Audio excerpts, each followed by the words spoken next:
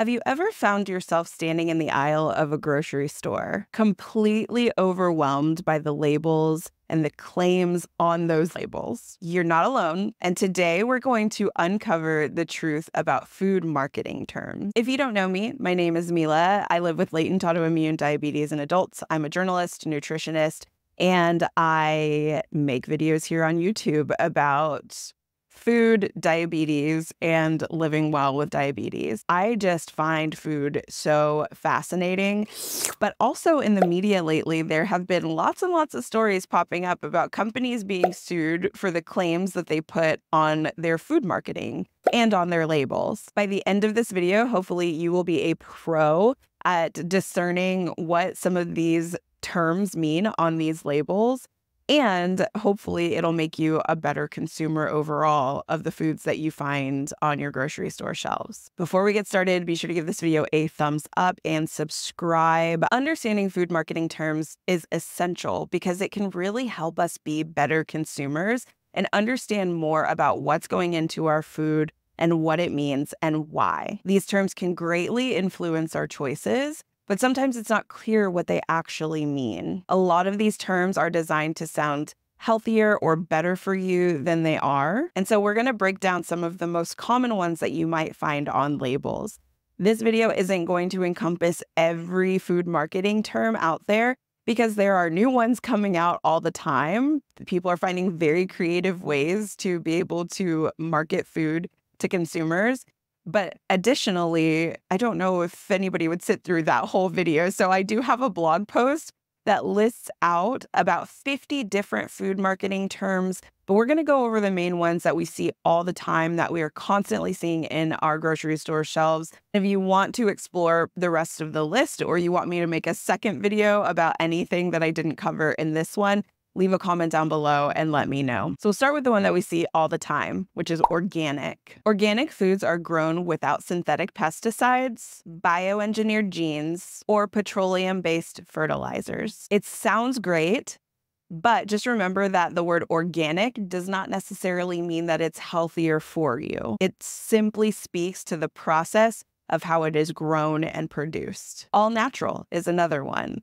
All natural suggests that the food is free from artificial ingredients and that it is overall healthier and safe for you, right? But here's the catch. The FDA doesn't strictly define all natural as a food label, and so companies can use the term rather loosely in their marketing and in their packaging. Next, we'll talk about non-GMO and gluten-free. Non-GMO means that the ingredients used in the food that is in that package have not been genetically engineered. While GMOs are proven to be safe and effective and nutritionally equivalent to non-GMO foods, the non-GMO label can sway us. So something that is non-GMO sometimes is not any healthier for you than something without that label on the shelf. Gluten-free. So gluten-free products are made for a very specific purpose, and that is for people with allergies to gluten. Gluten-free products do not contain any gluten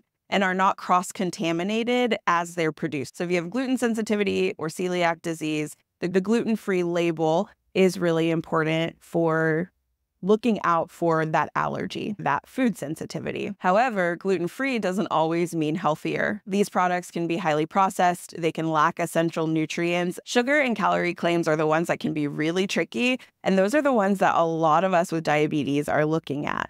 So when we talk about terms like no sugar added can mean that the product didn't have additional sugar added during the manufacturing process, but it doesn't necessarily mean that the product does not contain sugar or carbohydrates already. The product can still contain naturally occurring or substitute sugars.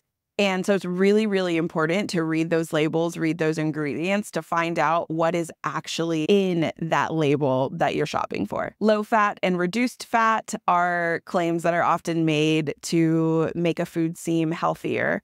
Low fat and reduced fat is an interesting term and an interesting way to go about making a food seem healthier, because typically when fat is reduced, fat in general is flavor. So fat is going to give you what makes a salad dressing flavorful, what makes a cookie flavorful. And so reducing the fat means having to add flavor back in some way, which is typically by adding sugar to it. So you might see something with reduced fat or low fat, and it may be low in total fat, low in saturated fat, and low in monosaturated fats. But you might see that it is much higher in carbohydrates and sugar. And so you kind of have to find the balance there of what are your goals for using this ingredient. Then that's the choice that you make. But it helps to know that these terms don't necessarily reflect just the term itself. When you hear, oh, something's fat-free or it's low fat or reduced fat, you might think, oh, this is healthier for me. But the case is that it might not be. And that's why it's really important to inspect the label and get into more detail, learning what you need to learn about the food that you're choosing. Low-calorie claims can also be misleading due to portion sizes. So sometimes companies are able to get away with a low-calorie claim by making the portion size really, really small. That small portion size might not be satiating, it might not be satisfying to you, and so it is likely that you might eat more.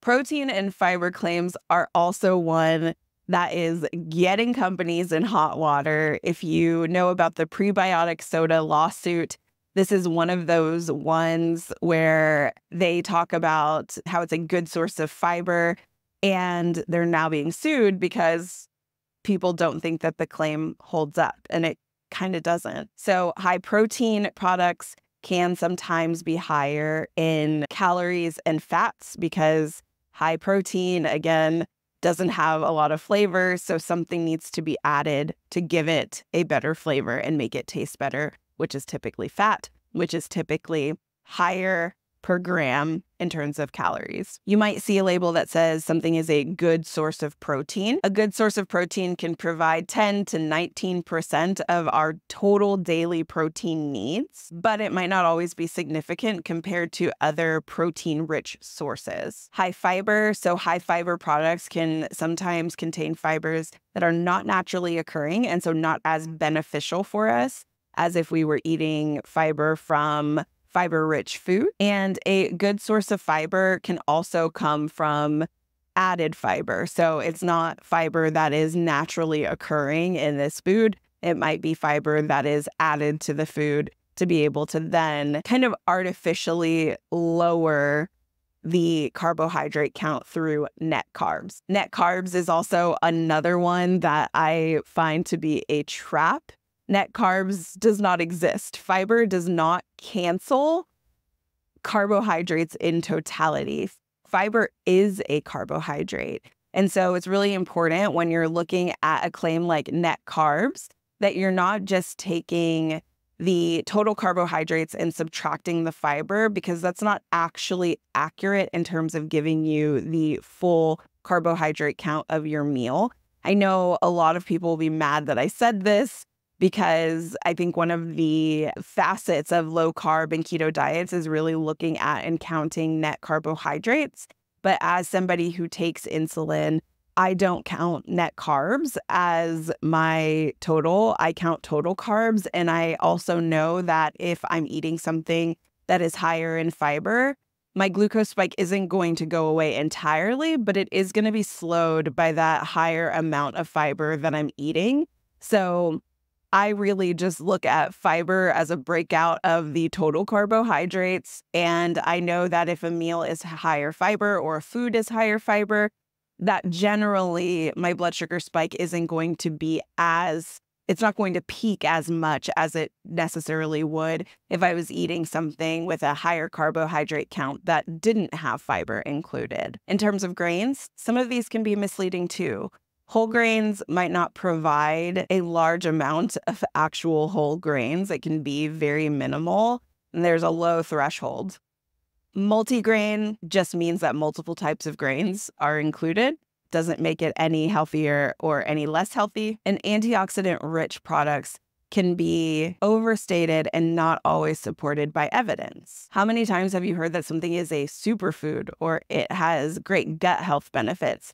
Those are two new and trendier marketing terms. Superfood is a marketing term with no scientific backing. It's just a way to hype up different foods. And then things that are good for gut health, like prebiotic and probiotic foods. These products vary greatly in the amount of beneficial bacteria that they do provide for the gut. Don't just rely on the marketing hype and the cuteness of the label. It's really important to actually read the information that's on that label. Enrichment and fortification can also be a little bit misleading, but typically enrichment and fortification are done for good purposes. So enriched means that nutrients lost during the actual production process are added back so that you're still getting the same nutrients. It just might not be as beneficial as the more unprocessed version. And fortification adds nutrients overall, which can cause an impression of superior nutrition. Lots of our foods are fortified to be able to help with things like widespread disease. One interesting case study is folate. Folate is typically added to things like wheat and bread to be able to give women more folate in our diet. Especially pre-pregnancy, it's super important to have a strong intake of folate.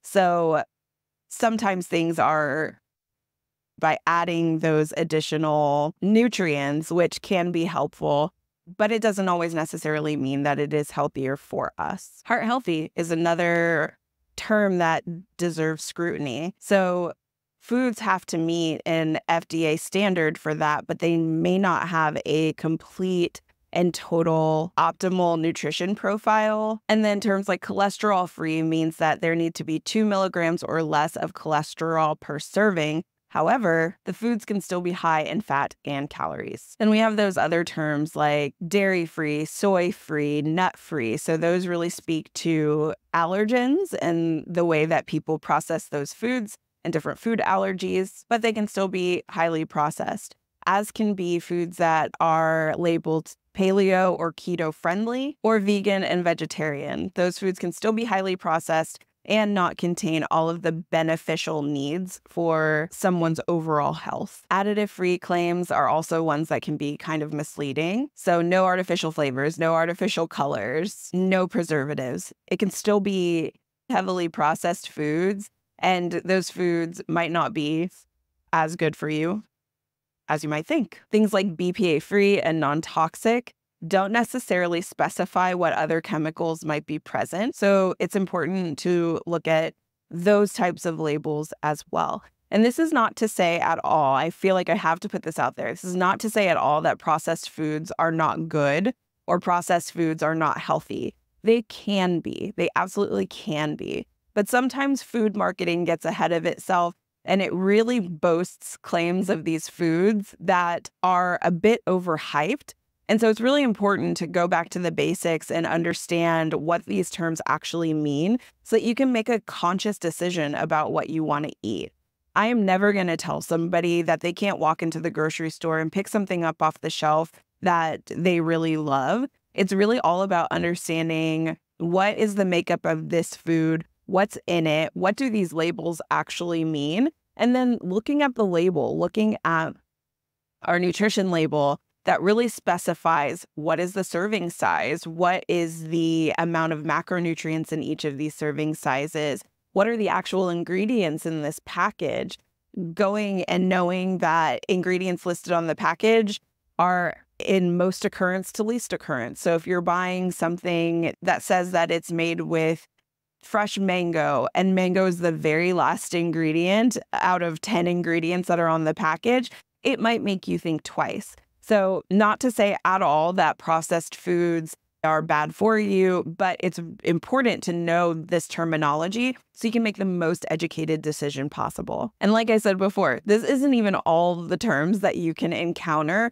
but I do have a blog post that explains more of these terms and goes a little bit more into depth. So if you want to go through that blog post, feel free. Or if you have a question about something, just leave it in the comment section below. I will respond. So next time you go grocery shopping, hopefully you'll have the knowledge that you need to walk through the store confidently, pick out the things that are going to work best for you, for your diet, for your family, and you'll know more about what you're picking, why, and if those marketing terms really do live up to the hype. Always read the ingredients list.